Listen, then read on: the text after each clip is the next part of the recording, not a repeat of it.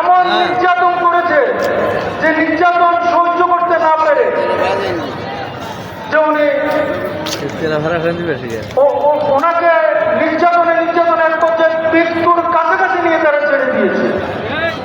মানুষের এক সময় সর্বোচ্চ বিদ্যাপীঠ ছিল, টোটাল ওয়েস্ট বেঙ্গল এবং ইস্ট বেঙ্গল দুই বেঙ্গলের এক দ্বিতীয় বৃহৎ কলেজ ছিল ফেনী কলেজ। রাজনৈতিক হিংসা, জোর জবরদস্তি, 80-র দশকের নির্যাতন, অপশাসন এই ফেনী কলেজকে ধ্বংস করে দিয়েছে।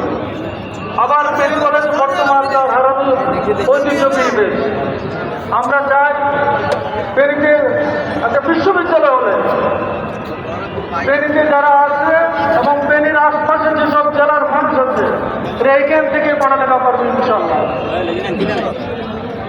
আর আমরা তো মসজিদ ভিত্তিক সমাজ ব্যবস্থা চালু, এটা আমাদের প্রয়াত রাষ্ট্রপতি জিয়াউর রহমান দেখে গিয়েছে।